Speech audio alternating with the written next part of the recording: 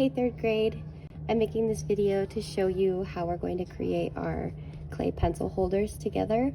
I hope you learned a lot from the video that I just showed you.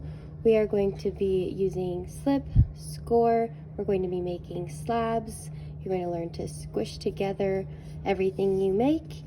And first, I want to go over the tools that we're going to use. So we're going to use a rolling pin, a fork, a cutting tool.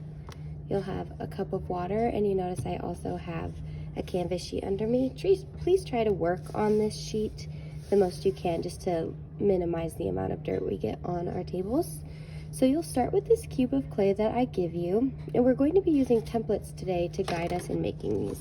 It's important to use the templates because it will help you have the right amount of clay, the right amount of thickness for this project.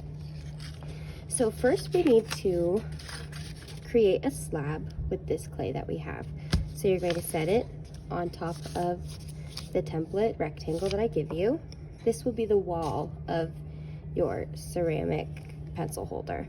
So I like to use my rolling pin, and just, if it helps you to stand when you do this, I recommend doing that. It really does help me. You're going to start gently rolling out your slab. Move it around as you need to. It'll help you get some leverage and help you out a little bit. So you want to cover the entire pink rectangle template to ensure that it's tall enough and thick enough.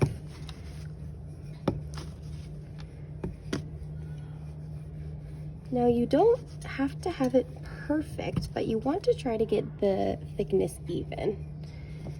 Once you have filled out the whole entire rectangle, you can gently pick it up, flip it over, and you'll notice that I have it filled out. Here's about the thickness that I have, and it's pretty much even. It doesn't have to be perfect, but you don't want it too thick or it will probably have air pockets in it, which will make it explode when we put it in our kiln. And you don't want it too thin or it will fall apart while you're creating it today, and even perhaps after it's fired. So this part's fun. You get to cut out the rectangle shape that you made. Peel this off. Please don't crumble this up or anything. Just set it to the side because I will use them for the other class. So your slab will look something like this. Try to get it as even as you can for the thickness. Like I said before, I don't recommend picking it up like this. I just have a lot of practice, so it's easy for me, but you'll pick it up gently, 2 hands, set it aside, and then with the excess clay that you had from before, you can ball it up and we'll create the base of our pencil holder together. So you want to use your hands to make this into a ball and just wedge it a little bit to get the air pockets out.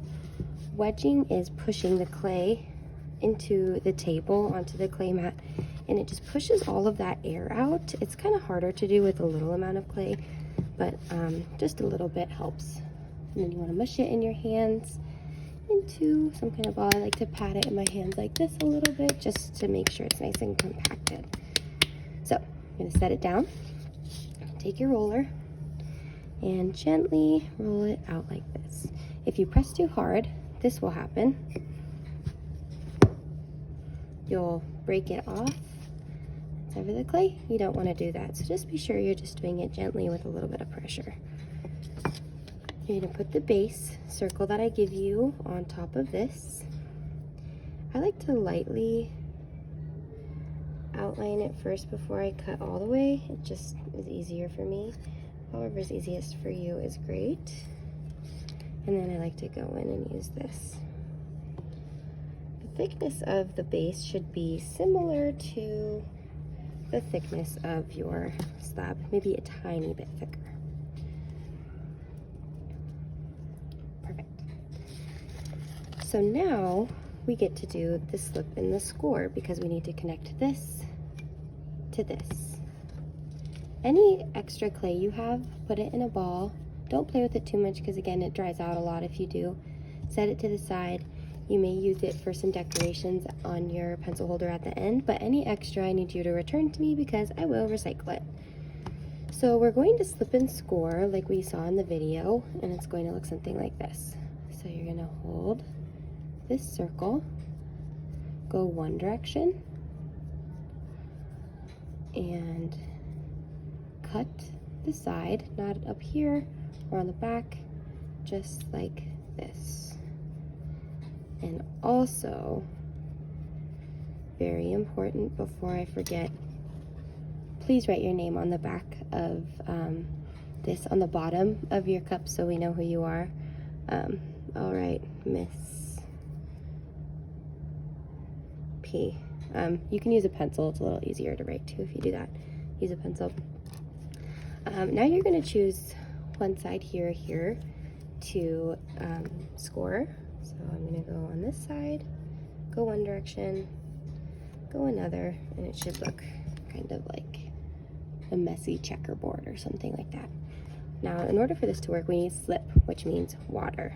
So we're going to take this and wet down that part as well as the bottom of the cup, like this, or the pencil holder like that. If we smooth out the cross hatching we did, the scoring, you can just do it again. So take this, bring it up, you're going to move this in the center, and we're going to fold, bring this around the clay circle we created. If you look inside, you can see it's not attached, and we're going to use our finger to smooth that out. We want to make sure it's nice and smooth, and it looks like the bottom is connected to the walls. I'll show you a little closer. Okay, so we also need to slip and score these parts together. So on the inside, or the outside I mean, of one, you're going to do this just like you did before, and then on the inside of another, do this because we will overlap them. You need water, of course, for the slip. You're going to just wet it down a little bit and fold it over like this. You can tap it down, and this is the squishing part. So you're going to take your finger and squish it over. Don't do this quickly. I like to put my hand in the pencil holder to help me, but don't do it quickly because you need to go gentle or you'll pierce through the side of your cup. So just go nice and slow. Use some water to help you, but if you use too much water, you'll make your cup too flimsy. It'll become like a soup and it will ruin it. So just use a little bit of water at a time. You want to really smooth it out, make it nice so you can barely even see where that seam was. You also want to try to smooth the seam in the middle, which is a little bit more difficult, but it is doable. You can use the tool to help you out too, to reach down farther if you can't quite get your hand in there. And just smooth it out so you can't really see that seam anymore. Now I have a little bit of a taller edge right here, so I'm just going to take my tool, cut that part off, and I have a pretty good looking cylinder now. Cut off any extra one. Now, once you have this, you're going to want to gently flip it over, and you can see this isn't squished yet. So you need to take your finger and swish it over. If you did not write your name and you forgot, this is a good time to do it. Just gently with the pencil, I would recommend. So smooth it out. And when I do this, I can kind of see it caves in the bottom. So sometimes I like to set it down, take the rolling pin, and just pound it down a little bit. This also helps make sure that there aren't any air bubbles in the bottom. Okay, so my cylinder's looking great. My name's on it. It is, I want you to really pay attention to the thickness. It's not too thin. I'll show you kind of what would be too thin. Sometimes people make things like this thin. Look how easy that breaks. You don't want that. You want it to be thick enough. So now there are some options you can do for decoration. You can do sgraffito, which means you're cutting into the wall of the clay. Obviously not too deep or you would ruin the cup. But you could cut in like that, a smiley face. Let's say you don't like what you did. Use some water, smooth it out. And it's like it never even happened. But don't do it too much or you'll probably ruin the wall of your clay. But you can do it every once in a while. I like to do this where with the extra clay I have, you can create decorations that you can adhere to the side. So let's say I wanted to add a heart. I'll do a heart because it's kind of simple, and for the video purpose it's quick. So you don't want this to be too thick or it will explode in the kiln or fall off your cup. They need to be really well slipped and scored on and thin enough. That's really important. So I'm gonna take this, kind of form a heart I like, or any shape you like. You could do your name, you could do a smiley face, a flower. There's a lot of different things you could do. I'm gonna do this, and I need to slip and score it onto my cup. So on the back of my heart, do that. Where I want to put it, slip and score like that. I need water, and if it takes away those scoring marks, just do that again. Take this, and I kind of like to just like wiggle it on at first, set it down, and you're going to do a little bit of just tapping it to adhere it, and you can smooth it out a little bit. Okay, so it'll look like this. Then you can take your tool, smooth it onto the surface. You can kind of smooth some of the sides down to make sure it's really stuck on there.